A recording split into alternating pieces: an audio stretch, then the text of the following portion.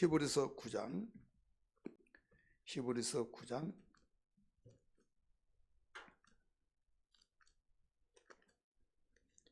1절부터 10절까지 보겠습니다.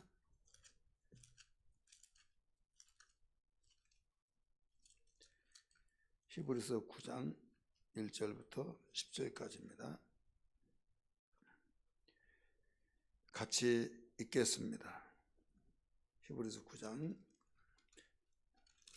시작. 첫 언약에도 섬기는 예법과 세상에 속한 성소가 있더라. 예비한 첫 장막이 있고 그 안에 등잔대와 상과 진설병이 있으니 이는 성소라 일컫고, 또 둘째 휘장 뒤에 있는 장막을 시성소라 일컬라니, 금 향로와 사면을 금으로 싼 언약궤가 있고 그 안에 만나를 담은 금 항아리와 아론의 쌍난 지팡이와 언약의 돌판들이 있고 그 위에 속죄소를 덮는 영광의 그릇들이 있으니 이것들에 관하여는 이제 낱낱이 말할 수 없노라.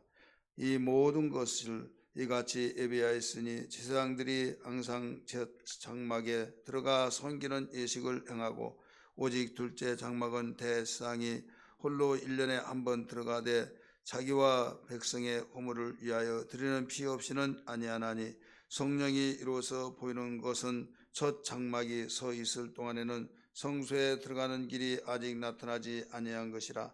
이 장막은 현재까지 비우니 이에 따라 드리는 제물과 예물과 제사는 섬기는 자를 그 양심상 온전하게 할 수 없나니, 이런 것은 먹고 마시는 것과 여러 가지 신은 것과 함께 육체의 예법일 뿐이며 개혁할 때까지 맡겨두신 것이니라. 아멘. 아멘. 우리 9절 말씀 보면 이 장막은 현재까지 비우니 이에 따라 드리는 예물과 제사는 섬기는 자를 그 양심상 온전하게 할 수 없나니. 10절. 이런 것은 먹고 마시는 것과 여러 가지 신은 것과 함께 육체의 예법일 뿐이며 개혁할 때까지 맡겨두신 것이니라. 아멘. 오늘 우리는 히브리서 9장 1절부터 10절까지 읽었습니다. 수요일날 밤 항상 반드시 율법과 복음을 알아야 된다, 이렇게 이 내용으로 강의를 하고 있습니다. 오늘 10번째 시간입니다.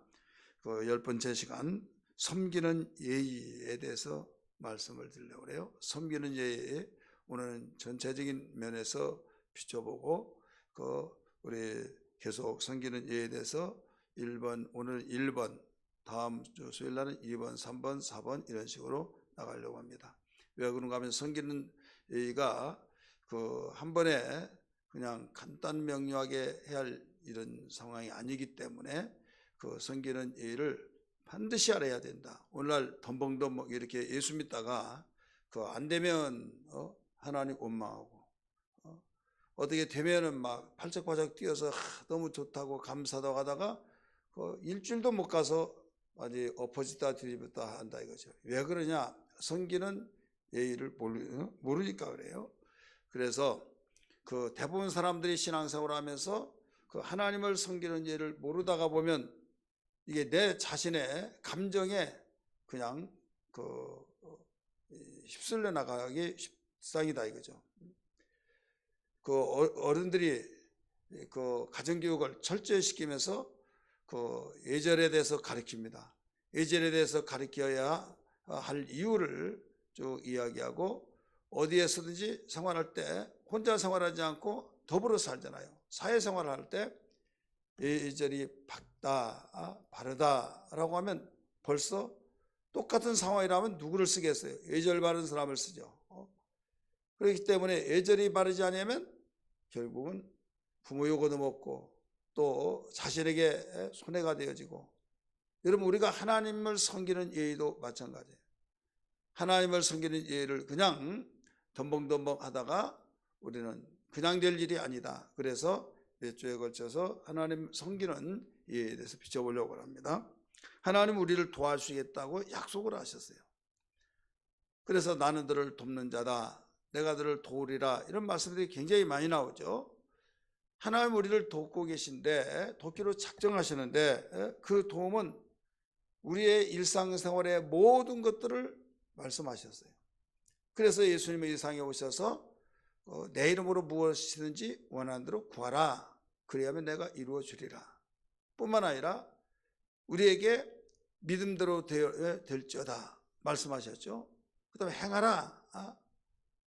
행하라는 거죠. 그래서 이런저런 모양들을 비출 때 어떤 사람은 무엇이든 기도하다고 그랬으니까 기도를 열심히 하는데 되어진 것도 있지만 안 된 것도 많고, 어떤 사람은 그냥 기도만 한 것이 아니라 행해야 된다고 또 행함을 가지는데 또 거기도 문제가 생긴다 이거죠. 이 신앙생활은 정확하게 농사 짓는 것과 똑같다 한번 생각해 보세요. 농사 짓는 거 의욕만 가지고 된 것이 아니에요. 모든 농사 짓는 법이 있다 이거죠. 법이 있어서 첫 번째 하는 일이 뭐냐? 거기부터 알아야만 됩니다.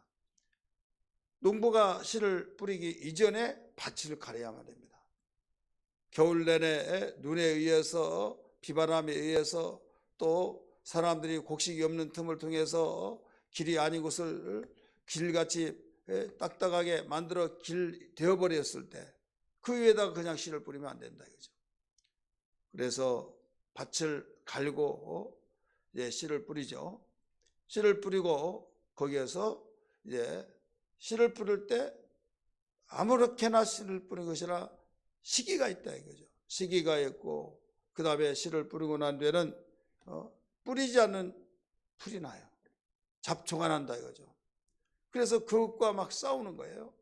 싸우고 적기마다 여기에 또 양분이 부족하면 또 거름을 또 중간중간 주어야 해요.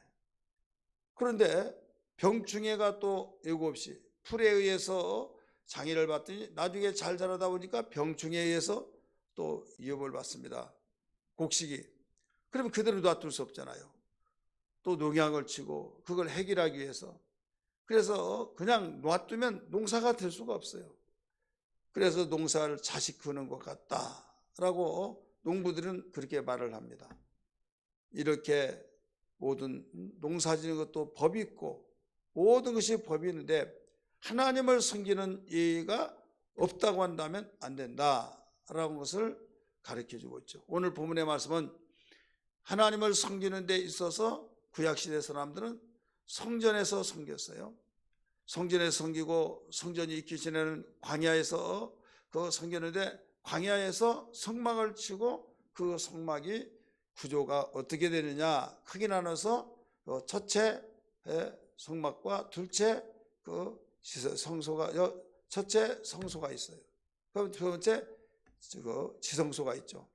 그래서 성소 안에 뭐가 있다 또 지성소에 뭐가 있다 하면서 오늘 설명을 해놓고 있죠. 이 모든 것들은 뭐냐면 그냥 하나님께 제사를 지낸 것이 아니라 제사도 순서가 있다 이거죠. 하나님을 섬기는 예법이라 얘기해요. 그래서 이 하나님 섬기는 예가 반드시 있는데 거기에 대해서 순서에 따라서 한 순서마다 정말 진지하게 모든 것을 잘 그 예를 지켜나가면서 하나님을 만나야 된다 이거죠. 오늘날도 마찬가지예요. 이 율법 시대 때 하나님을 섬기는 예의가 있다고 한다면 복음 시대는 그냥 하나님 만나면 됐지 하지만은 하나님 만나는 그 과정이 어떻게 하느냐. 자, 내가 만나려고 아무리 한다 할지라도 만나주려고 한 사람이 만나주지 않으면 안 되는 거예요. 또 그분이 만나려고 하는데 내가 나오지 않으면 안 된다 이거죠. 그래서 하나님께서는 아들 독생자 예수님을 보내서 이렇게 말씀하셨어요. 예배에 대해서 가르쳐주고 있죠. 예배에 대해서 예배를 받으신 분이 계신데 받으신 분은 하나님이시다 이거죠. 그래서 예배할 때 방법을 어떻게 가르쳐주냐. 영과 진리로 예배하라 이렇게 나오잖아요. 영과 진리로 예배한 자는 하나님이 찾으신다. 예배를 받으실 분이 어떤 분이냐. 영이시다 이거죠. 하나님은 영이시니, 하나님이 영이시니 영과 진리로 예배하는 자가 되라는 것을 일러주고 있죠. 요한복음 4장 23절 24절. 그러니까 구약이든 신약이든 다시 말해서 복음이든 율법 시대든지 복음 시대든지 하나님을 섬기는 예의가 있다 이거죠. 그냥 우리가 되는 대로 해 그게 아니라 우리가 분명코 하나님을 만나는데, 하나님을 섬기는데 이 예의가 있다. 여러분, 우리가 하나님 만나는 것이 최고의 신앙의 목표잖아요. 예배 가운데서 하나님 만나야 하잖아요. 찬송 부를 때도 하나님 만나시고, 우리가 성령 안에서 거하려고 한 것도 하나님 만나는 일이 성령 안에 거하기 때문에 그렇지 않습니까? 교회에 와서 성경이 가르쳐 주기를 성령이 교회들에게 하신 말씀을 들을지다. 그러니까 성령의 말씀을 통해서만이 바로 하나님은 일하신 거예요. 왜? 예수님이 이 세상에 오시기 전에 성령에 대해서 설명을 했어요. 내가 아버지께로 가면 너에게 가서 내가 아버지께 가서 너에게 보혜사를 보내주겠다 라고 말씀하셨어요. 그 보혜사가 오면 너희를 생각나게 하시고 가리키시고 진리 가운데 인도하신다는 것을 믿으시길 바랍니다. 그렇기 때문에 이 성령 곧 진리 가운데 인도하시고 진리를 생각나게 하시고, 때로는 우리는 한계가 있잖아요. 시간이 흐르면서 들었던 걸 잃어버리고, 그러면 생각나게 하시고, 또 긴가민가 할 때 가르쳐 주시고, 요한복음 14장 26절 가르쳐 주고 있잖아요. 그러면서 16장 13절은 진리 가운데 인도하신다. 내 것을 가지고 일하신다.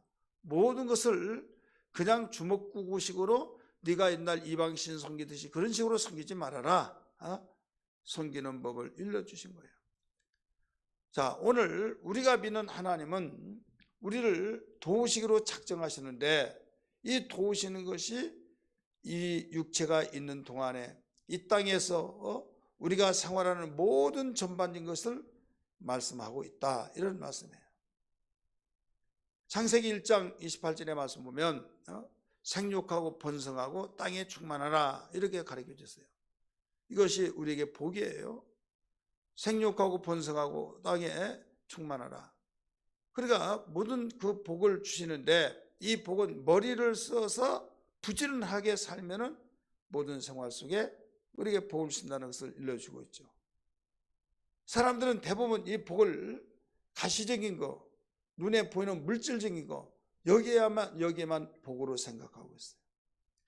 물론 하나님 이것을 분명히 약속하셨고 말씀하셨어요.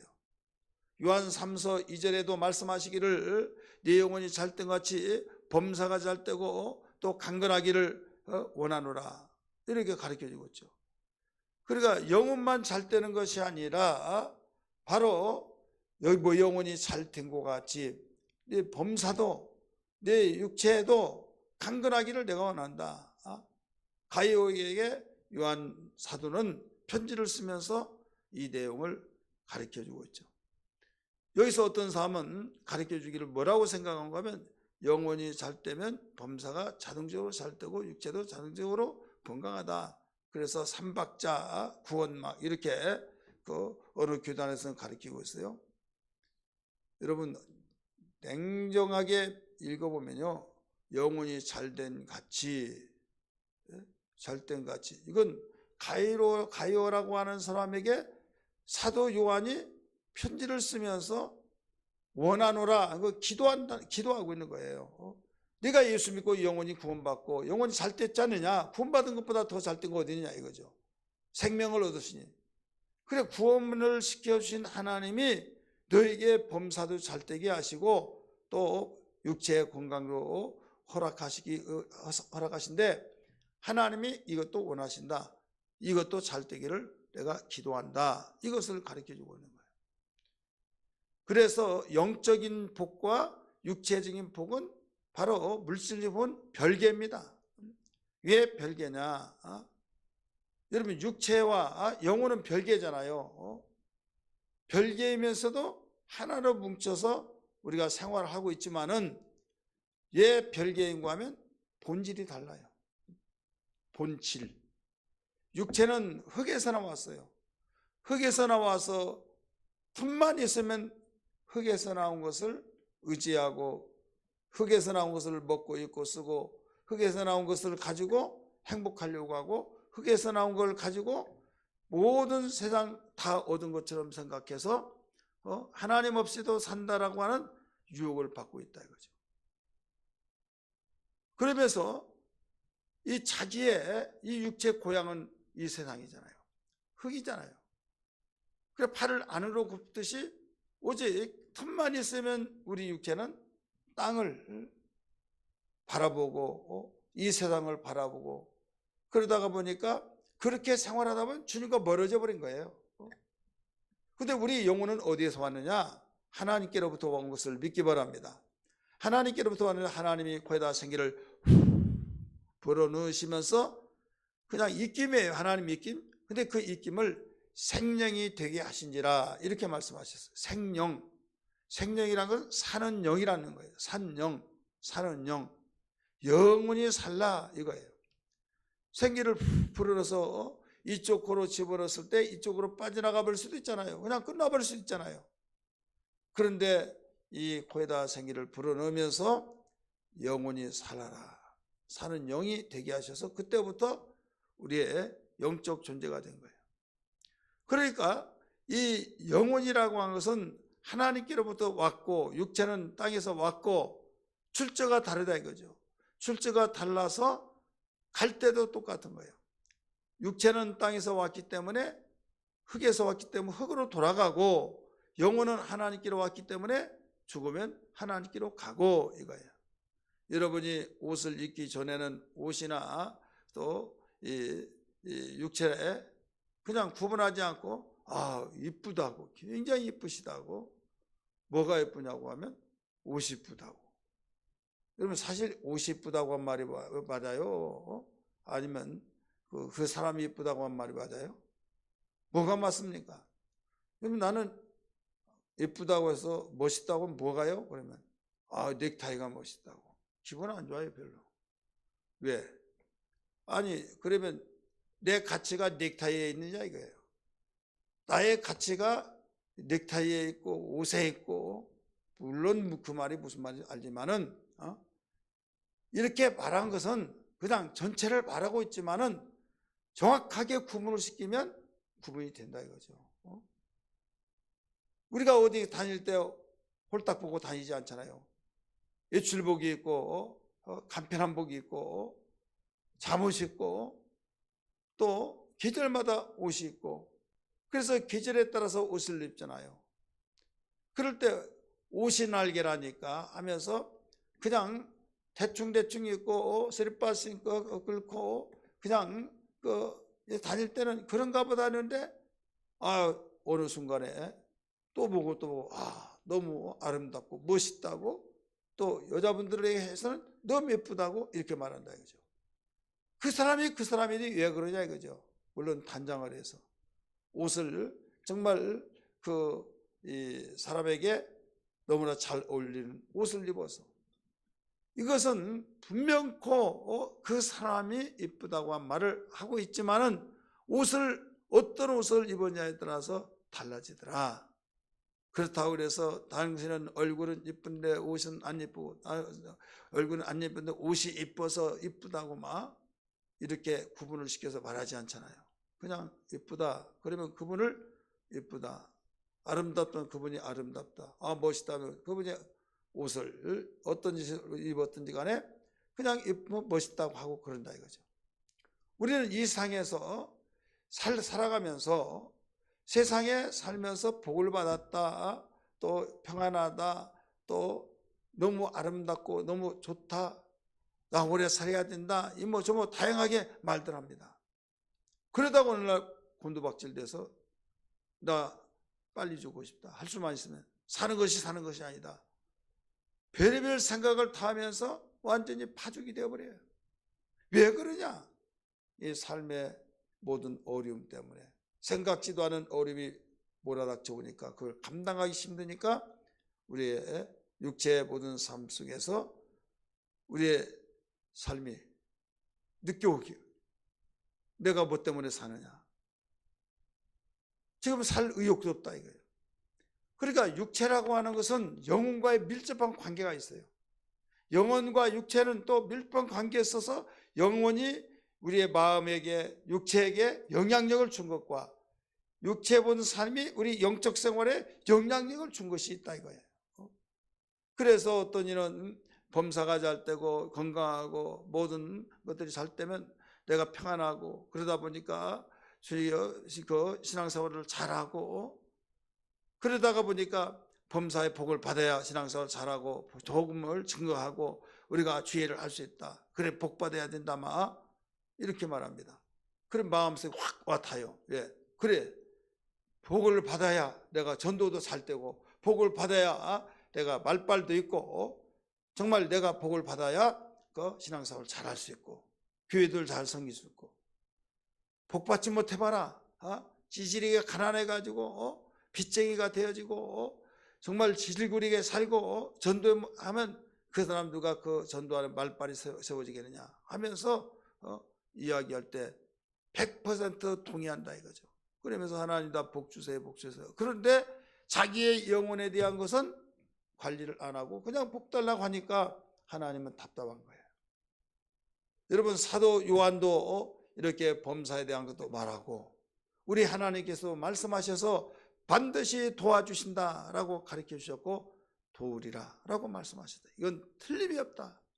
근데 알아야 할 것은 영적인 복하고는 별개다 이거예요. 왜 별개냐? 영혼은 하나님께로부터 왔고 육체는 바로 땅에서부터 왔어요. 물론 육체도 하나님이 육체를 흙에서 취해가지고 만들었기 때문에 다 하나님께로 왔다라고 이렇게 말할 수 있겠지만, 근본을 말한 거예요. 근본. 육체는 한시적인 존재입니다. 영혼은 영원한 존재입니다. 그리고 육체의 모든 가치가 어디에 있느냐? 가치는 영혼에 있는 거예요. 왜 영혼에 있느냐? 바로 영혼이 이 세상 떠나버린 육체는 싸늘한 시체가 되는 거예요. 세상 사람이 그렇게 말하잖아요. 주님도 말씀하셨잖아요. 세상 천하를 얻는다 할지라도 목숨을 잃으면 무엇이 유익하겠느냐, 그렇잖아요.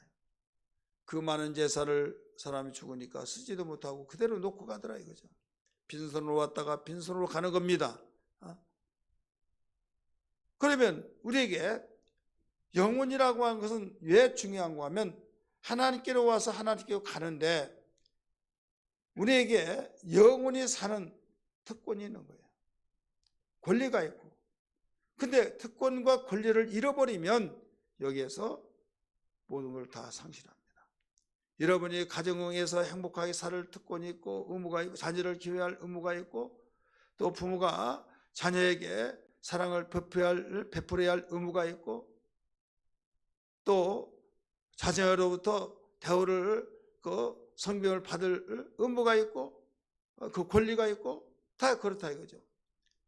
그런데 이것을 내가 부모다운 부모가 될 때 나에게 섬길 수 있는 자녀가 섬겨주죠. 의무는 하지 않고 권리만 찾는다고 한다면 이것은 허용되지 않습니다. 의무와 권리는 분명히 다른 것이지만 뭐가 먼저냐? 의무가 먼저예요. 따라서 의무가 먼저다. 의무가 없는 권리는 찾으려고 하지만 지탄을 받습니다. 지탄을 받을 뿐만 아니라 권리를 찾을 수도 없습니다. 왜 없냐? 내가 가정에서 가족과 함께 살아야 할 그 의무가 있어요. 섬김을 받고 권리가 있고 의무가 있다 이거죠. 그런데 감옥에 가보세요. 내가 올 수 있어요? 못 오잖아요. 박탈된 거예요 다. 그렇기 때문에 우리는 의무와 권리를 다 할 때만이 우리는 제대로서의 복된 삶이 된 것이다 이거죠. 세상은 의무와 권리를 무시해버리고 그냥 어떤 눈에 보이는 물질에 대한 거 가시적이고 내가 흠모하고 원했던 것을 다 수단 방법 가리지 않고 걸머지고 있으면 그 사람 대단하고 복 많이 받았다 하는데요, 성경은 그렇게 말하고 있지 않아요. 성경은 우리 인간의 의무가 무엇이고 권리가 무엇이고 이걸 분명하게 가르쳐줬어요. 여러분, 잠언 그 기자가 지혜에 대해서 가르쳐주고 있잖아요. 이어서 전도서는 솔로몬 똑같이 솔로몬이가 기록했지만은, 솔로몬은 이 세상 사람들이 과거의 사람이지만은 현재 사람에 이르기까지 흠모의 대상이에요. 그러면서 솔로몬은 성경에서 40년 통치 생활했죠. 그런 전쟁하면 없었죠. 그런 영광 중에 거하면서 수많은 책도 쓰고 수많은 자문을 쓰고 수많은 지혜자가 되어서 모든 사람들에게 귀감이 되고 도움이 되게 하고 그랬잖아요. 근데 전도서에 보면 인생 회고록을 기록하면서 시작 자체부터 헛되다고 가르쳐졌어요. 전도서 1장 2절에서 1장은 누가 기록했냐 본인을 가리키고 있어요. 근데 2절은 뭐라고 그랬어요? 전도자가 이르되 헛되고 헛되고 헛되고 헛되니 모든 것이 헛되도다 하면 무려 5번이나 말하고 있다. 시작 자체를 헛되다고 선포를 딱 하고 나간 거예요. 그러면 지가 그렇게 살았으니까 그렇게 하겠지만은 솔로몬보다 더 부와 영화를 권력을 누리는 사람이 어디 있습니까? 부와 영화와 권세를 누리면서 사는 사람. 그 사람이 인생에 살면서 결론을 내리기를 바로 아무리 부와 영화를 권력을 누렸다 할지라도 자기에게 모든 세상에서 가지고 있는 것은 헛되다. 이거 가르쳐줬어요. 그래서 전도서를 잘못 읽으면 허무주의에 빠집니다. 끝에까지 12장까지인데 12장까지 읽지 않고는 결론을 내리지 말아라. 전도서는 분명히 그렇게 알고 읽어야만 됩니다. 다른 말씀처럼 성경처럼 바로 그때마다 결론을 내리면서 설교한다든지 하면 성경 잘못 보고 오해해버려요. 복 같은 사건을 이야기하면서 이 모든 것도 다 허사로다, 헛것이다 나와요. 내가 얻었다고 한 것도 다 것이다. 예, 바람을 잡는 것과 같다라고 말씀했어요. 사실 마음에 와닿아요. 그러면 얻으려고 할 필요도 없잖아요. 잘 살려고 할 것도 없고 하나님께 복을 달라고 할 필요도 없고 그냥 하나님 이 세상에 살다가 하면 끝이 나니까 적당히 살게 해주세요. 여러분 이렇게 그런 생각 가지고 살 수도 있잖아요. 그런데 가장 중요한 것은 전도서 12장 13절에 일의 결국을 다 들었으니 1장 1절부터 시작해서 12장 12절까지 전체 내용을 들었으니 사람이 하나님을 경외하고 그 명령을 지킬지어다. 이것이 사람의 본분이니라 라고 말했어요. 본분이니라. 그러니까 본분을 지키지 아니하고는 어떤 것도 헛것이다 이거예요. 부와 영화를 누렸다 할지라도 권세를 누렸다 할지라도 이것은 본분을 지키지 않으면 이건 헛것이다. 왜? 이 세상은 다 떠나니까. 권력을 내려놓고 물질도 내려놓고 처자식도 다 모든 걸 같이 들어갈 수 없어요. 내가 세상에서 가장 귀하고 가장 내가 정말로 이것을 위해서 내가 살았다고 한 것도 다 내려놓을 수밖에 없는 거예요. 솔로몬은 인생살이를 하면서 사는 것이 뭔가 하면 인생의 회곡을 쓰면서 그 내용을 밝게 가르쳐 준 거예요. 책을 쓴 것도 끝이 없었고 한도 끝도 없는 거예요. 많이 배우면 오히려 피곤하다는 거예요. 왜 피곤하냐? 몰랐을 때는 그냥 담대하게 모르는 것이 악이고 무식이 담대하다는 말이 있듯이 그냥 내가 하고 싶으면 하고, 그런데 지식이 있다가 보니까 이거 아닌데 우리 육안으로 볼 때 물 맑으면 그냥 꿀꺽꿀꺽 마시잖아요. 근데 이거 깨끗한 물이냐고. 그래서 대장균이 얼마나 있고 뭐가 있고 이거 수리검사 해봤냐 막 하면서 요사이는 수돗물도 못 먹겠다 라고 하면서 불신하다 보니까 아주 복잡해져 버린다 이거죠. 알지 못하면 그렇지 않았었는데 알고 보니까, 그래서 지식을 많이 쌓고 지식을 많이 배우고 보니까 몸을 피곤하게 만들다. 몸을. 그러나 일의 결국을 다 들었는데 사람이 하나님을 경외하고 그 명령을 지키는 것, 이것이 인간의 본분인데, 본분은 가르쳐줬어요. 본분은 가르쳐주는데 이걸 행하고 행하지 않는 것, 지키고 지키지 않는 것은 인간 너희들의 마음이다 이거예요. 임무는 부에 주었어요. 근데 내가 이 뭐를 하고 하지 않는 것은 인간 마음이다. 하기를 원하지, 왜? 자유의지를 주셨기 때문에. 싫어요. 나는 내 마음, 내 방식대로 사는 것이 있어요. 하고 행하지 않으면 어떤 도리가 없는 거예요. 그런데 그 14절에 뭐라고 가르쳐 줍니까? 본분을 가르쳐 주면서 선악간에 하나님은 반드시 심판을 하신다. 이걸 가르쳐 주고 있죠. 선악간에. 내가 할 수도 있고 안 할 수도 있다.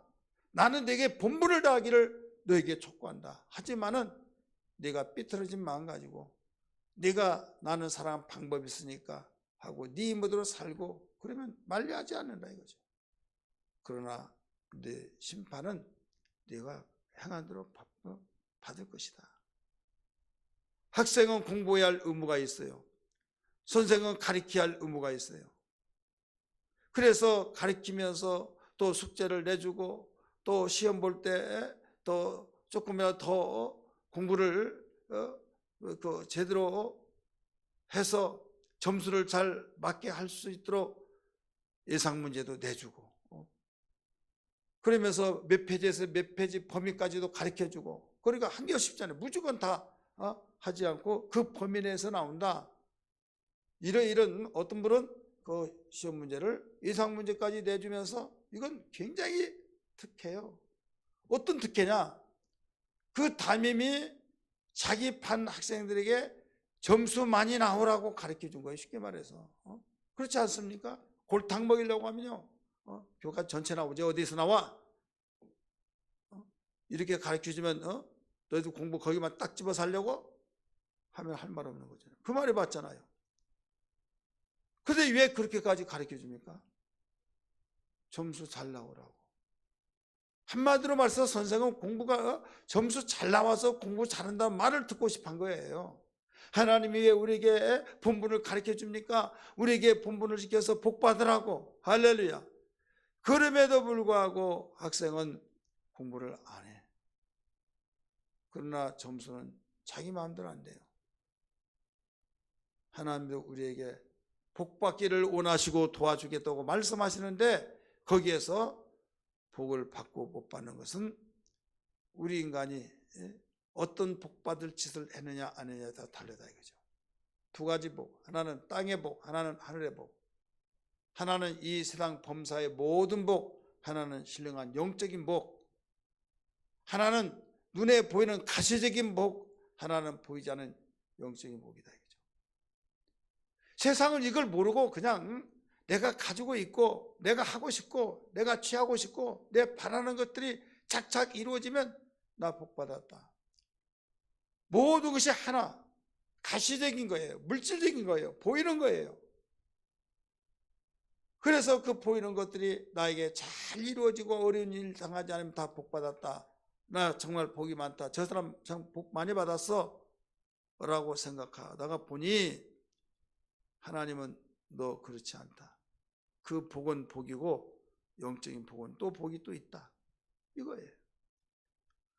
그래서 이스라엘 백성들에게 하나님께서는 범사의 복을 가르쳐 주시는데 그 속에 영적인 복이 있다는 것을 암암리 가르쳐 주셨어요. 깊이 있게 설명을 하면 반드시 나타나는데 깊이 있게 보지 않으면 가시적인 복만이 보여지는 거예요. 예를 들어서 네가 여호와의 말씀을 순종하면 복을 받는다 가르쳐 주잖아요. 그래서 순종하면 복을 받고 불순종하면 저주받고 이 내용이 여러 군데 수없이 나오지만 대표적으로 신명기 28장에 나오잖아요. 신명기 28장은 일명 축복과 저주의 복과 저주의 장이다 이렇게 말합니다. 어마어마한 복을 거기에서 언급하고 있어요. 근데 또 무시무시한 저주를 또 거기서 가르쳐주고 있어요. 너 어떻게 할래? 순종해서 복을 받을래? 불순종해서 이런 저주를 받을래? 이거예요.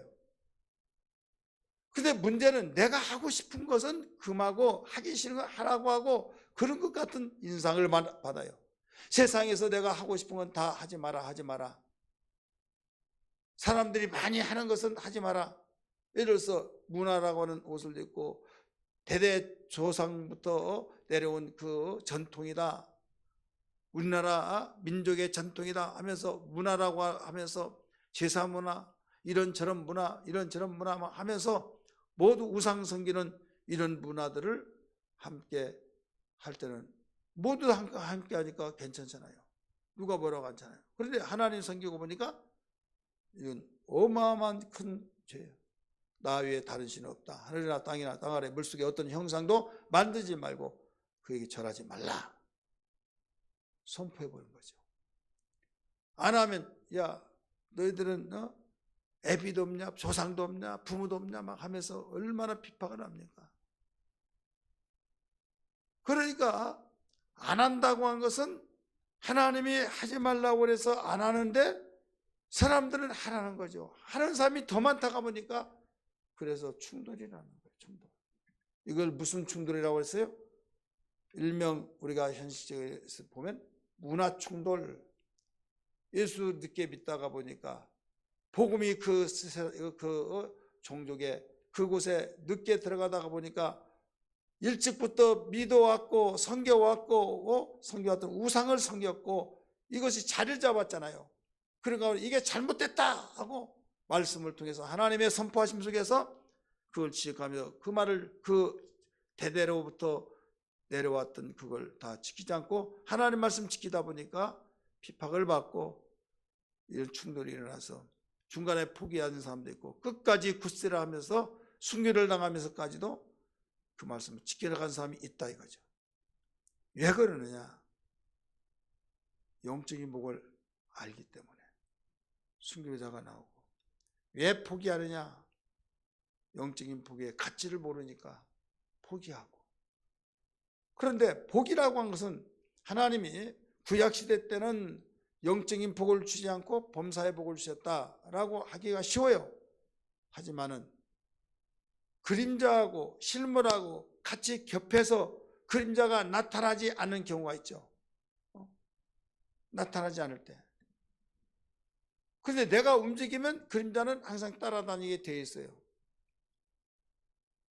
그렇다면 이 물질적인 복은 뭘로 의미하느냐?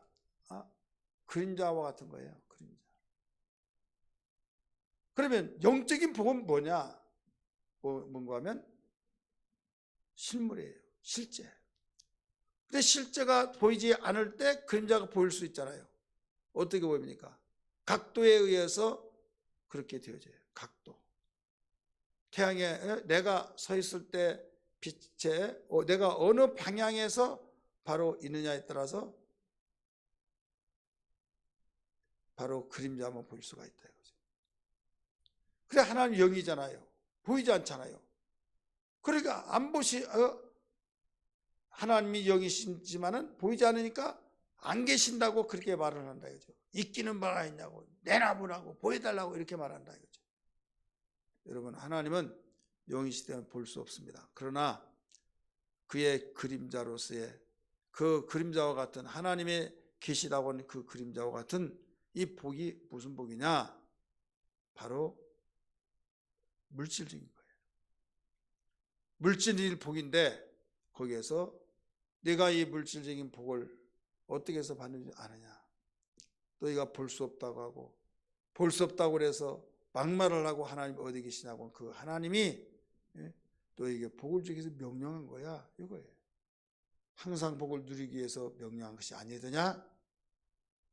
행복을 위하여 이 율례와 규례를 지키라고 함이 아니뇨. 신명기 6장 24절 10장 13절 가르쳐주고 있잖아요. 그래 구약에도 이와 같이 영적인 복은 하나님 잘생긴 것이 영적인 복이다 이거예요. 따라서 하나님 잘생긴 것, 하나님 잘생긴 것이 영적인 복이에요. 그럴 때 범사적인 것이 나타나요. 나타나는데 어떻게 해서 나타나냐? 잘 섬기면 말씀을 순종하게 돼 있어요. 그래서 아무리 하나님 잘 섬기더라도 순종을 하지 아니하면 여기에서 범사적인 복이 나타날 수가 없어요. 그래서 이 순종은 신약시대 믿음이라 이렇게 말하잖아요. 믿음은 동사예요. 믿음이란 두 글자는 명사지만은 이 믿음에 대한 성격으로 보면 동사입니다. 움직여야 하는 것이 바로 믿음이잖아요. 그래서 이 신약 성경에서 가르쳐준 모든 것들을 구약과 한번 비춰보라 이거죠. 다 짝이 있잖아요. 톱니바퀴가 맞아떨어져서 맞물려서 돌아가듯이 하나님이 세상을 만드시고 인간에게 복을 주실 때 이미 첫 번째 복 선포가 창세기 1장 28절 물질적인 복이에요. 하나님이 창세기 2장 3절에서 영적인 복을 가르쳐 주셨어요. 이래 된 날을 복되게 하사 이렇게 나오잖아요. 이래 된 날을 복되게 하사 쉬셨다고 하는 안식. 그래서 지난주에 우리 안식에 대해서 주일에 대해서 가르쳐 주셨잖아요. 주일을 잘 지켜야 복을 받는다라는 것은 영적인 복이 있을 때 육체적인 복을 다스리고 지배하고 행복하게 만든 거예요. 육체적인 복은 아무리 가졌다 할지라도 공허해서 더 많이 하다가 보니까 풍선을 더 불고 하다가 뻥 터져버리면 괜히 그렇지 거기서 멈춰야 할 텐데 세상의 복은 다 도박 같은 성격이 있어요. 도박. 여기서 멈췄어야 하는데 이미 터져버리면 주식을 한 사람도 또 어떤 여러 가지 투자하는 것도 이모저모 법적인 면에서 보호를 받으면서 해서 아무리 내가 하더라도 누가 도박이다 하면 이건 도박 아니야. 법에서 인정해 줬어. 경마하는 사람들도 마찬가지. 법에서 인정해 줬잖아요. 그러니까 이런 모든 것들이 한 번 따가지고 한 번은 돈을 벌었다고 해서 거기에 올인한다 이거죠. 될 것 같고 막 그러니까 안 된다 이거죠. 왜 안 됩니까? 그러면 전에 내가 어마어마하게 돈을 벌어서 거기 멈췄으면 괜찮은데 언젠가 다 내놓고도 집 팔고 또 자기는 부동산 다 처분해서 그래도 꼬라 박는다 이거죠.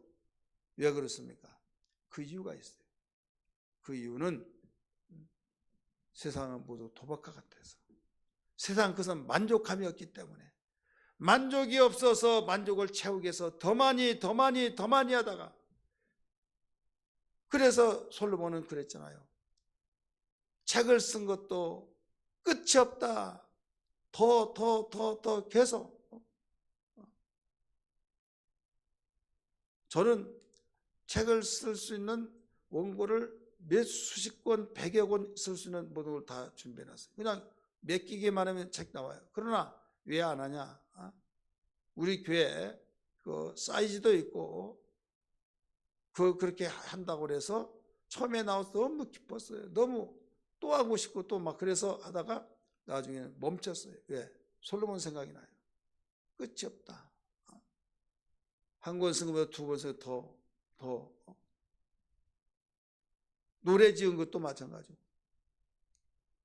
세상의 것은요 끝이 없는 거예요. 그래 영적이라고 한 것은요 행복하는 것을 믿기 바랍니다. 행복. 그래서 주님이 이 땅에 오셔서 하나님의 보내심을 받고 뜻을 이뤄서 오신 예수님이 뭐라고 했습니까? 복에 대해서 가르쳐 줬잖아요. 팔복. 이 팔복에 대한 모든 공통적인 것은 무슨 복이냐? 영적인 복이에요. 물질적인 거, 눈에 보이는 가시적인 복이 아니라 이거예요.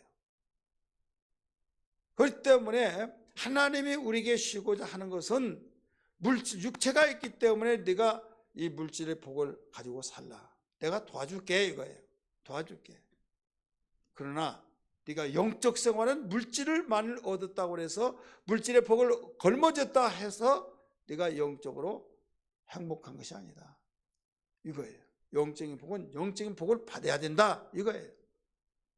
영적인 복은 어디에서 받습니까? 어디에서 받느냐 이거죠. 모든 복은 하나님께로부터 온 걸 믿기 바랍니다. 물질적인 복도 하나님께로 왔고 영적인 복도 하나님께로 왔는데 물질적인 복은 모든 보편적인 믿는 사람이든 믿지 않는 사람이든 모든 사람에게 부지런하고 머리를 써서 정말 현 흐름을 판단해서 누구든지 열심히 살면요 물질의 복을 얻습니다. 꼭 예수를 믿어야만 된 것도 아니에요. 이 말 들으면 여러분 고개를 갸웃갸웃할 수도 있을 거예요. 그러나 여러분 예수 믿지 않은 사람들이 예수 믿는 사람보다 더 잘 사는 사람들이 많이 있어요, 없어요? 많이 있잖아요. 많이 있는데 그러면 뭐라고 할 거예요? 예수 믿지 않는 사람은 복 못 받고 삽니까? 이것은 육체의 이 세상에 관한 복이기 때문에 하나님이 보편적으로 주신 거예요. 악인이나 성이나 해와 비를 똑같이 주셨듯이 악인이나 선이나 해와 비를 똑같이 주셨다. 마태복음 5장 45절에 가르쳐주고 있잖아요. 그러니까 지금 악인이나 선이나 똑같이 주신 것 같이 믿는 자나 믿지 않는 자나 육체적인 복은 똑같이 주셨어요. 왜? 하나님이 당신의 형상대로 그 모양을 따라 지었기 때문에 우리 인간을 모두 세상에서 복되게 살라고. 그런데 가장 복이라고 한 의미가 뭐냐면 아무리 많은 걸 쌓아놨다 할지라도 마음에 행복이 있으면 안 된다 이거죠. 공허함이 있으면 행복 아닙니다. 아무리 얻었다 하더라도 쌓아놨더라도 더 하다가 보면 욕심이 잉태한 뒤 죄를 낳고 죄가 장성한 적 사망을 낳는다. 야고보서 1장 15절에 가르쳐져 있잖아요. 그러니까 결국 돈 있는 사람이 돈 없을 때는 하나님 의지하고 기도도 하고 하나님 도와주세요 무릎 꿇고 겸손하고 그러더니 물질의 복을 많이 받고 난 뒤에 하나님과 점점 멀어지더니 이제는 하나님 등 돌려버린 사람들이 여러분 우리 주변에서 얼마든지 찾아볼 수 있잖아요. 그래서 하나님은 네가 현 상황에서 현 위치에서 네가 어떤 환경 탓하지 않고 궁핍 탓하지 않고 네가 정말 감사와 감격과 기쁨, 평안 이걸 가지고 살아야 이 세상에서 행복하단다. 이걸 일러주신 거예요. 이 세상에서 행복은 영적인 것을 통해서만 예수 믿을 때만이 얻어진 걸 믿기 바랍니다. 할렐루야. 예수 믿지 않고는 될 수가 없어요. 왜 될 수가 없느냐? 주님은 이 세상에 우리에게 영적인 복을 주기 위해서 오신 거예요. 내 영혼이 영적이에요? 아니면 물질적이에요?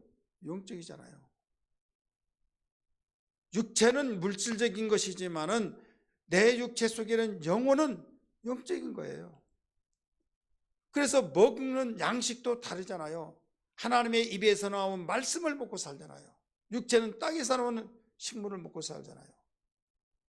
송충이가 솔잎을 먹는 이유는 바로 솔잎과 함께 살기 때문에 그래요. 소나무에게서 나왔기 때문에. 우리 영혼이 하나님의 입에서 나온 말씀을 먹는 이유는 우리 영혼이 하나님의 입에서 나왔기 때문이라는 걸 믿기 바랍니다. 그래서 그 입에서 나온 말씀으로 먹고 사는 거예요. 하나님은 영이시니 영과 진리로 예배한 자를 찾으시니라. 자, 우리는 내 영혼이 하나님께로부터 그 눈높이에 맞춰서 영적 예배가 되어져야 된다 이거죠. 그러기 전에는 영적인 복을 받을 수 없다 이거예요. 육체에 우리가 교회 나와서 육신적인 생각을 가지고 물질적인 복만 받으려고 한다고 한다면 그건 공치는 겁니다. 하나님 만나지 못한 겁니다. 왜? 뭐가 우선적이냐? 반드시 우리는 육체가 이 세상에 먼저 우리에게 지음받고 되어졌지만은 영적이 먼저입니다. 하나님이 우리의 영혼을 생기를 코에 불어넣어서 인간의 존재 가치가 바로 영혼에 있기 때문입니다. 영혼의 존재 가치는 우리 인간의 가치예요. 우리 육체가 아무리 잘생기고 멋있고 건강하고 정말 너무나 사람들이 욕심을 내면서 야 저번에 정말 나이에 비해서 너무 아름답고 멋있고 튼튼하고 건강 모든 건 다 갖추었다. 그런데 영혼이 떠나버리면요, 싸늘해지면서 무서워지면서 장례 절차에 대해서 장례식 하지 않으면요 썩어요. 이게 육체예요. 그런데 육체의 가치를 둔다. 살아있을 동안만 가치 두는 거예요. 따라서 합시다. 살아있을 동안만이 가치 둔다니까요. 내일 떠날지 모르겠든지 알지를 못해요. 그래서 주님이 첫 번째 우리를 향해서 가르쳐 주시기를 뭘 가르쳐 주냐면 영적인 복 가르쳐 줬죠. 이게 5장이잖아요. 6장에 돌아와서 무엇을 가르쳐 주셨어요? 네 보물을 하늘에 쌓아두라. 땅에 쌓아두지 말아라. 땅에 쌓아두면 동록이, 조미, 강도가 뜬다. 하늘에 쌓아두면 동록도, 좀도, 강도도 뚫지 못한다. 가르쳐 주셨어요. 그렇기 때문에 이 사실은 어떤 누구에게도 가르쳐 주지 않고 당신을 믿고 따르는 자들에게, 당신을 믿으려고 하는 그 사람들에게 이 사실을 가르쳐 주는 거예요. 회개하라, 천국이 가까웠다라고 말씀하시면서 그 말씀을 듣고 우르르 몰려드는 그들에게 병을 고치시고 천국복음을 가르치시고 전파하시고, 그런데 천국복음을 가르치고 병을 고치는 그들의 그 모습을 보시고 병을 고쳐준 주님이 어떤 분인가를 알아야 할 텐데 그보다도 뭘 더 원하느냐? 병 고침 받았다. 거기 가니까 어떤 분이 병을 고치는데 나면서부터 걷지 못했는데 한센병, 당시 문둥병, 하늘에서 내린 병이라고 하는 그 병 고칠 수 없었는데 다 고침 받았어. 그래 수 없는 사람이 몰려들기 시작한 거예요. 예수님이 마지막 야산에 앉혀놓고 가르친 것이 뭘 가르쳤어요? 입을 열어 가르쳐 가라사대 심령이 가라앉는 자는 복이 나냐 하면서 팔복에 대해서 가르쳐줬다. 팔복. 왜? 이 복이 너희에게 먼저 있어야 된다. 이 복이 먼저 있지 않으면 너희에게는 공허하고 행복을 찾을 수 없다. 이거예요. 그렇게 복을 위해서 이리 찾고 저리 찾고 열심히 일하고 복 받고 복 있는 삶이 되기 위해서 힘쓰지만은 영적인 복을 얻지 못하면 너희들은 만족하지 못하고 너희들은 아무리 쌓아놓고 아무리 풍성한 것을 어떤 사람보다 몇 수십 배를 소유한다 할지라도 참 만족이 없다. 이걸 아시기 때문에 영적인 복을 강조하신 거예요. 그러면서 투자한 것도 어디에? 하늘에. 내가 육체를 사용한 것도 바로 영혼을 위해서 사용하라 이거죠. 그래 하나님 섬기는 예의라고 하는 것은 바로 모두 영적인 거예요. 하나님이 영이시니까 그분을 섬기는 자체가 영적이지 않고는 섬길 수가 없는 거예요. 그래서 내가 세상에 너희를 택한 것은 세상 모든 민족의 제사장 국가로 되기 위해서 너희를 택했다, 불렀다 말씀하시잖아요. 세상 사람들은 모두 공통점이 하나에서 열까지 그들이 섬기는 종교, 곧 우상 섬기는 것도 뭐 때문에요? 육체적인 복받기 위해서.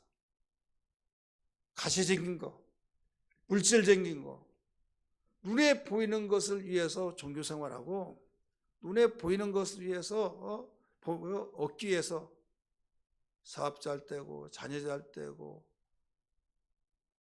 또 자기가 꿈꾸었던 것이 잘 되어지고 아무 탈 없고 일생에 어려움이란 건 하나도 없고 모두 평탄만 하고 그래서 자자손손 만대까지 천대만대까지 아무 일 없이 잘 되게 하소서. 그것 때문에 종교생활하는 거예요. 근데 우리는 그렇게 생활하다가 교회로 왔다 이거죠. 전도를 받고 그렇게 생활하고 왔으니까 하나님 섬기면 내가 옛날 우상을 섬겼고 미신을 섬겼을 때도 잘 되게 해달라고 했으니까 기도라고 하잖아요. 미신 섬기면서도. 그러니까 하나님 섬긴 것도 이런 이다 이렇게 생각하다 보니까 기도하라고 하면 새벽에 나오면 우리나라 미신 얼마나 열심히 섬겼습니까? 그러니까 새벽기도 한 추운 동지설 할 때도 냉수 마찰하면서 거기에 신께 천몸을 드리려면 정성을 들여야 하니까 지금같이 시설 좋은 것도 아니잖아요. 찬물 껴안고 그냥 얼어버릴 정도로 그렇게 하고 장독대에서 미신을 섬겼다 이거죠. 불결하면 안 되니까. 하나님은 거룩하니 거룩하게 지켜야 된다고. 딱딱 맞아요. 비교해 보니까. 그런 식으로 섬기다가 보니까 나중에 하나님 이름만 바꿔졌지 미신을 섬겼던 예의하고 똑같아요. 그래서 첫 번째 신앙생활을 했어요. 바로 잡아주지 않으면 정말 힘든 거예요. 외국에 나간 사람이 3년 안에 그 나라 언어를 배우지 않으면 영원히 못 배운다. 이런 말이 있어요. 왜? 3년 안에 나는 이 땅에서 살려면 언어를 배워야 된다. 그래서 무섭게 배운데 나중에 나 학원 가야고 나 개인교수 온다고 했어. 왜? 한글 모르도 영어 모르도 돼. 어떻게 모르듯이냐? 내가 취직시켜 줄게. 정말 가서 보았더니 막 한국인지 미국인지 막 모르겠더라 이거죠. 왜? 한국 사람들이 많은 LA 같은 경우는 LA에서 일찍 온 사람들이 터잡고 막 슈퍼를 크게 막 몇천 평짜리 막 만여 평짜리 막 해서 거기에 직원들이 얼마나 많습니까? 거기에 외국 사람만 오면 거기에서 영어를 해야 하잖아요. 근데 한국 사람만 온 건 아니잖아요. 외국 사람이 더 많으니까. 그러니까 한국 사람을 채우기 위해서 잠재시키고 또 이중국어 한 사람은 이거 양득되어서 인건 밑줄이고 쓰고 그런데 이중국어 한 사람들은 잡일을 안 하려고 하니까 그 사람 쓰는 거죠. 그러니까 야 영어 안 배우더라도 살아가는 법이 있구나. 그래서 하다가 보니까 3년 지나고 하다 보니까 이제 어떻게 살아간다는 법을 알고 하다 보니 살아가기는 살아가는데 어려움이 얼마나 많은지 몰라요. 나중에 땅을 치고 통곡하면서 그때 배울 걸 잃어버린다 이거죠.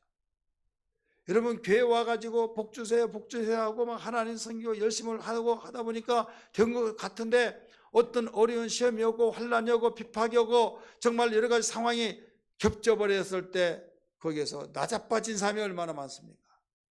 그 이유가 여기에서 그런 거예요. 하나님 섬기는 예를 모르니까. 오늘 제목이 뭐예요? 하나님 섬기는 예예요.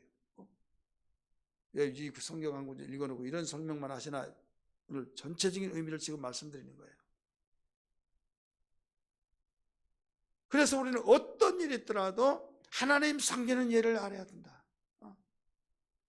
내가 예수 믿기 전에 미신을 섬겼고 다른 종교를 섬겼고 우상을 섬겼던 이 모든 것들은 어디를 기준해서 땅의 것을 추구하고 땅에 보이는 것을 복을 위해서 땅에 보이는 것 나 잘 때라고 그것만을 위해서 하라고 한 대로 다 한 거예요. 교회를 와서 교회하는데 똑같은 줄 알고 이름만 바꾸어지고 그냥 성경 똑같이 하다가 보니까 이것이 10년, 20년, 30년, 40년 가다 보니까 똑같은 미신 생활, 예수 믿으면서 예수 미신 섬기듯이 섬기고 있다 이거죠. 이름만 바뀌어지고 다 똑같아. 기도도. 하나님 섬기는 예를 모른다 이거죠. 여러분 택한 이스라엘 백성들 한번 보세요. 그들은 그 이방신이 섬겼던 신이 있어요. 불을 질러놓고 자식을 그 속에 지나가게 해서 타서 죽게 하고 우상을 섬기고 또 우상을 섬기면서 신이 지금 그 어떤 성적인 것을 요구한다 해서 그늘나무 아래서 성행위를 하고 이게 우상들이 하는 이방인들이 섬기는 우상이잖아요. 근데 너희는 그런 신을 섬기지 말아라. 나 외에 다른 신은 없다 하면서 하나님이 율법을 주셨잖아요. 율법을 주셔서 그 법대로 생활하라. 근데 이스라엘 백성들은 연약해요. 그리고 소수의 민족이에요. 주변의 나라들은 강대국이고 모든 나라들이 뚫뚫 뭉쳐서 연대하면서 그런 신을 섬기고 있어요. 그래서 그들에게 먹히지 않으려면 우리 그들이 원하는 대로 하자 하다 보니까 우상을 섬기고 하나님 등지고 이렇게 해버린 거예요. 하나님은 너희들은 왜 내가 너희들 원주민을 쫓아내고 너희들을 거기다 심어놓지 않느냐. 너희 원주민들이 내가 가장 싫어하는 우상을 섬겼고 내가 가장 싫어하는 바로 미신 우상을 섬겨서 이제는 쓸모있는 자가 아니다 해서 그들을 밀어내버리고 너희를 갖다 심어놔서 절대 그들의 신을 섬기지 말아라. 그들과 함께 교류도 하지 말아라. 그들의 아들이나 딸을 아내로 며느리로 삼지 말아라 하면서 완전히 법으로 정해져 버렸잖아요. 왜 그래요? 구별된 거예요. 세상 사람이 왜 이런데 우리는 이렇게 하느냐? 그 말 자체가 무지예요. 무지. 우리는 애당초 세상 사람과 달리 구별해서 세상의 사람들은 이렇게 섬겼을지라도 나는 이렇게 섬겨야 된다 하면서 섬기는 예의를 우리에게 일러주셨다 이거죠. 이해되시면 아멘 하시길 바랍니다. 할렐루야. 그래서 구별할 수 있는 구별법, 하나님 섬긴 예의. 그래서 성막을 만들라 해서 성막도 하나님이 친히 설계하셔서 그 다음에 성막도 거기에 이중으로 만들어 놓고 거기에서 이방인들의 뜰과 첫째 성소와 둘째 회막 곧 지성소, 그 다음에 거기에 첫 번째 들어갔더니 거기에 뭐가 있습니까? 번제단이 있고 노단이 물두멍이 있고 그 다음에 촛대가 있고 떡상이 있고 그 다음에 또 둘째 그 지성소에 봤더니 쌍난 지팡이 또 법궤 이러한 것들이 들어가 있는 법궤 안에 쉽게 쌍난 지팡이 만나가 그 속에 들어있는 그가 있다 이거죠. 그러면서 거기에 순서에 의해서 바로 하나님을 섬겨나가는 것이다. 그리고 제사를 지낼 때 제사의 법이 있다 이거예요. 그러니까 이방인들은 이렇게 섬기지 않았지만은 나를 섬길 때 이렇게 섬겨야 된다. 이게 바로 이방인들 구별하는 거죠. 오늘날도 마찬가지예요. 우리가 복음으로서 우리 살아가면서 하나님 섬길 때 눈에 보이지 않는다고 해서 세상 이방인 신들은 신 있잖아요. 천주교만 같더라도 마리아상 갖다 놓고 염주 갖다 놓고 이모 저모 다 왜 우리는 이렇게 하면 안 되나? 하나님의 명령이야. 하나님이 섬긴 예의야. 따라서 합시다. 이름만 주셨다. 이름이란 건 존재가 있으니까 이름이 있지 이름 존재가 없는데 이름이 없을 수 없는 거예요.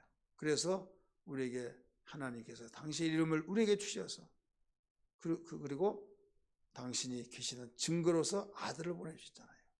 아들이 있다는 건 아버지가 있다는 뜻이잖아요. 나를 본 자는 아버지를 본 자요. 나를 믿는 자는 아버지를 믿는 자요. 주님이 말씀하셨잖아요. 이게 바로 예수님 십자가에 죽으시고 역사 가운데 오셔서 그거 가시면서 주님이 나는 너희를 살리기 위해서 왔다 하면서 우리 복음을 주신 것을 믿기 바랍니다. 오늘 구약의 중요성은 뭐냐면 구약에서 모든 것을 말씀하시고 신약에서 이루어 주시고 그래서 말씀하시고 이루어 주시고 그러므로 이렇게 섬겨야 된다. 이것을 일러주시기 때문에 중요한 거예요. 우리는 어떤 일이더라도 정말 하나님 섬기는 이 바로 알고 섬길 때 후회 없을 줄 믿습니다. 주먹구구식으로 이런 거야 하고 그냥 막 자기 마음에 내킨 대로 하고 그게 아니라고 한다면 왜 그러냐고 나는 내가 섬기는 방법이 따로 있다고 막 이런 식으로 막 몰아붙이고 그러다 안 되면 막 원망하고 불평하고 그래 참 안타깝죠. 그래 내 백신 지식이 없으므로 망했다 나오잖아요. 하나님 아는 지식이 없으므로 망한다. 율법과 복음을 알지 못하는 지식으로 인하여서 그냥 하나님을 섬기고 교회 생활에서 봉사도 하고 충성도 누가 볼 때는 믿음 좋고 누가 볼 때는 정말 헌신이 대단하기 때문에 대단한 신앙이 있는 것처럼 생각하는데 하나님 중심 보시기 때문에 나는 너를 모른다 하는 사람도 있다 이거죠. 왜 주님이 7장에 가르쳐 주잖아요. 그날에 주여 주여 하는 자마다 다 천국에 들어간 것이 아니라 바로 아버지 뜻대로 행하는 자라 한다. 내가 그렇게 귀신도 쫓아내고 내가 그렇게 봉사도 하고 헌신도 하는데 왜 나를 모른다고 하십니까? 뭐라고 그랬어요 뒤에? 불법을 행하는 자들아 나를 떠나라. 불법이라고 그랬어요. 불법. 그래서 자기 마음대로 하나님이 섬겼다. 자기 마음대로 예수 믿었다. 자기 마음대로. 그래서 섬기는 예의가 있다. 이게 섬기는. 오늘날 많은 사람들이 여기에 귀를 기울이지 않고 그냥 덜렁덜렁하고 눈치 봐가면서 하다가 보니까 힘은 힘들어 들죠. 재미도 없죠. 그러다 보니까 끌려오다시피 오고 그리고 오래 못 가는 거예요. 똑같은 일을 사랑하면서 하는 것은요 힘들지만은 힘든 것이 아니라 기쁩니다. 오히려. 그러나 저 사람 너무 편타하더라도 사랑이 없으면요 완전히 너무 곤욕이라 이거죠. 같이 있어준 것만 해도 곤욕이에요. 곤욕. 교회 나온 곳이 곤욕인 사람이 있습니까? 여러분 찬송 부르는 자체가 곤욕이고 기도한 자체가 곤욕이고 설교는 더더 왜 시간 제일 기니까 곤욕이고. 그럼 뭐하러 왔냐? 안 나가면 같이 교회 다니는 자기 아내가 때로는 자기 남편이 일주일 내내 입이 나와가지고 말도 않고 가정의 평화를 위해서 내가 한번 나와주면 그래야만 편타고. 이런 사람 여러분 너무나 많습니다. 여러분은 그런 사람이 아니냐 이거예요. 여러분 우리는 예수 믿을 때 1년 2년 10년만 믿을 것이 아니잖아요. 영원토록 주님 이상에 오실 때까지 내 생명 다하는 그날까지 믿어야 하지 않겠습니까? 믿으시길 바랍니다. 믿으시면 아멘 하십시다. 여러분 우리 목숨을 주님이 오라 하신 그날까지 주님 다시 오실 때까지 믿어야 하잖아요. 똑같은 일이라고 하면 기쁨으로 감격 속에 감사와 찬양 속에서 우리가 일을 한다고 한다면 교회 생활할 때 이렇게 우리가 기쁨으로 신앙생활 한다면 얼마나 행복할까요? 내가 어려울 때도 다른 사람이 어떻게 사냐고 하지만 아니라고 너무 감사하다고 하면서 어떤 어려움이 나를 실망시켜 주지 않고 힘은 들지만은 하나님께서 나를 어떤 뜻이 계신지 주님의 뜻이 어디에 있는지 나는 알지 못하오나 주님께서 일하여 주시옵소서 하면서 하나하나 매듭을 풀어갈 때에 귀로 만들었던 하나님을 만나 하나님이 일하신 것을 보게 될 줄 믿습니다. 할렐루야. 그러므로 어떤 일이 있더라도 오늘 이 시간부터 우리는 오늘 한 가지입니다. 하나님 성인의 예의. 하나님 성인의 예의가 있다. 내 마음대로 주먹구구식으로 내 마음이 내킨 대로 그게 아니다. 우리 다음 시간부터는 이에 대한 그 순서를 말씀드릴 거예요. 그래서 철저하게 우리가 하나님 섬기는 예를 알아서 우리 모두 다 함께 하나님이 기뻐하시고 내가 사랑받는다고 할 때 얼마나 기뻐요. 결혼해가지고 남편이 아내를 사랑하고 아내가 남편을 존중하고 이게 하나가 되어지면 여러분 거기에 사랑이 싹트고 사랑의 열매를 맺듯이 하나님 절대자이신 그분이 나를 사랑해 주시고 내가 하나님 사랑해서 또 하나님을 사랑하고 그 명에 순종하고 여러분 여기에서 하나님 기뻐하심을 통해서 하나님 나를 사랑해 주신다는 걸 경험을 통해서 알게 됨으로써 여러분 신바람 나는 신앙생활을 할 수 있다 이런 말씀입니다. 오늘 이런 신앙 되기를 주의 이름으로 축복합니다.